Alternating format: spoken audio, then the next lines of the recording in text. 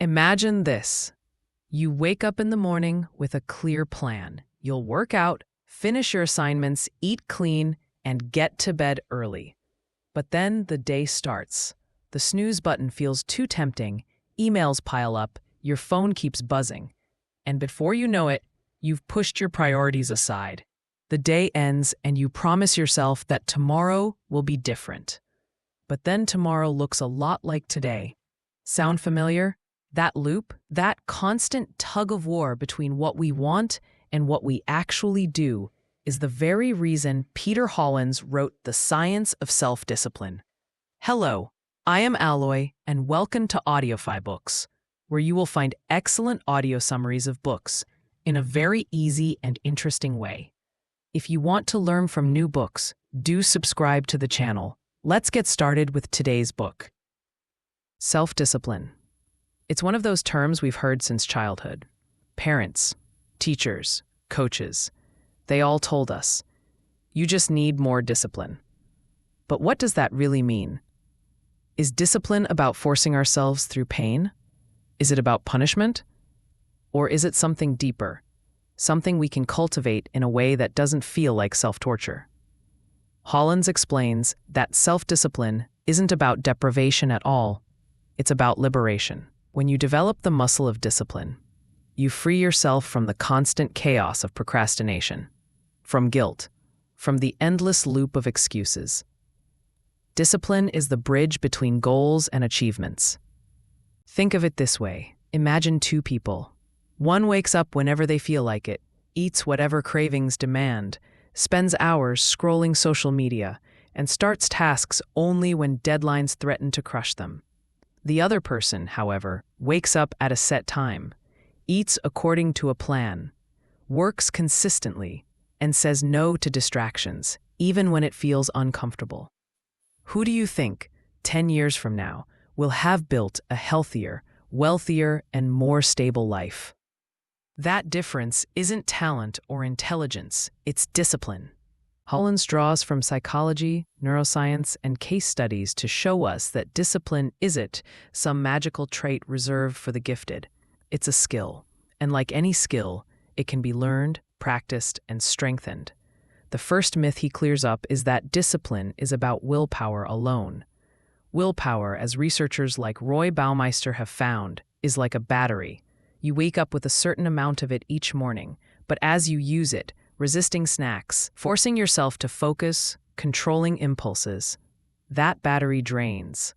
That's why by evening, we're more likely to binge Netflix or eat junk food. Willpower depletes, but self-discipline is about creating systems and environments so you don't have to constantly fight temptation. For example, if you want to stop eating cookies, don't keep a box of cookies in your kitchen. That's not weakness, it's strategy. If you want to work without distractions, put your phone in another room. Discipline often comes down to designing your environment so your goals are easier to follow than your temptations. In other words, don't swim against the current. Redirect the current itself. But beyond environments, Hollins emphasizes something even deeper: our emotions. Humans don't act because of logic. We act because of how we feel in the moment. That's why we say, I don't feel like working out, or I don't feel like writing today.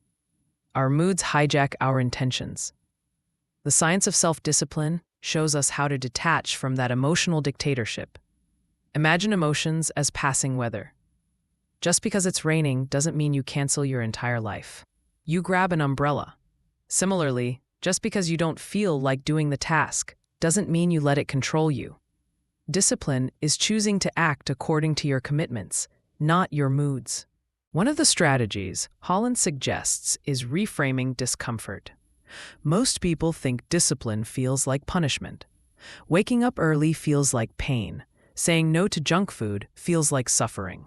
Working on a project instead of watching YouTube feels like missing out. But what if you saw that discomfort as investment instead of punishment? Like the soreness after exercise. It hurts, but it's proof that you're getting stronger. When you start seeing short-term discomfort as the price for long-term freedom, the entire experience of discipline shifts. You're no longer fighting yourself. You're aligning with your future self. There's also the idea of identity. Studies show that when people link behaviors to identity, discipline sticks. For instance, instead of saying, "I'm trying to quit smoking," say, "I'm not a smoker." One is effort, the other is identity. Identity is powerful because it reshapes your self-image. If you see yourself as a disciplined person, you're not struggling against your habits. You're simply living out who you already believe you are. Hollins urges us to adopt the mindset of, "I am the kind of person who follows through. I am the kind of person who chooses long-term gain over short-term pleasure." That shift alone makes decisions easier. Let's pause and think about procrastination, that sneaky enemy of discipline. Why do we procrastinate? Many assume it's laziness, but psychology tells us it's more about emotional regulation. We procrastinate to escape discomfort. The discomfort of starting, of uncertainty, of possible failure. Self-discipline here means breaking tasks into such small, manageable steps that your brain no longer panics. Instead of, "I have to write a book," say, "I'll write for 5 minutes."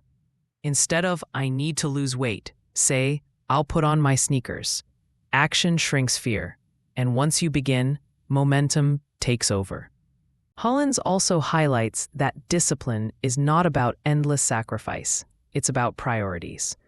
You can still enjoy Netflix, dessert, or lazy weekends, just not at the cost of the life you want to build. Discipline is knowing when to indulge and when to say no. Think of it like being a wise parent to yourself. A good parent doesn't let their kid eat candy all day, but they also don't forbid it forever. They balance enjoyment with responsibility. That's what discipline is, a kind, firm inner parent guiding your future. The book also explores the science of habits. Habits are essentially discipline on autopilot. When you brush your teeth every morning, it doesn't take willpower. It's automatic. The goal, then, is to transform difficult choices into habits. Start with triggers. If you want to floss, put the floss right next to your toothbrush. If you want to meditate, put your cushion where you'll see it in the morning.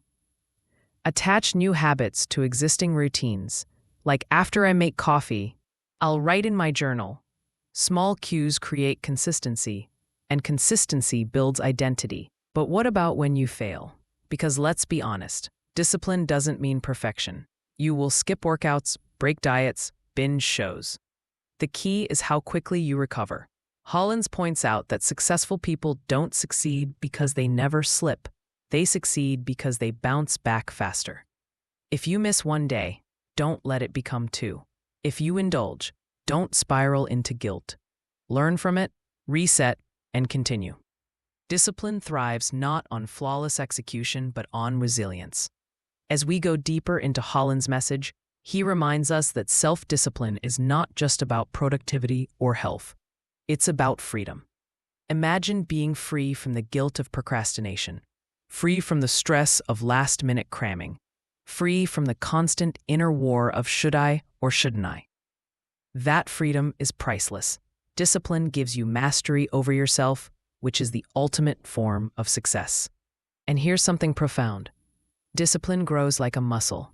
The more you practice in small ways, taking a cold shower, waking up 5 minutes earlier, resisting small temptations, the stronger your discipline gets. It transfers to other areas of life. Just like lifting weights strengthens not only your arms, but your overall body. Small acts of discipline strengthen your overall will. So start small. Choose one area today and practice. It may feel insignificant,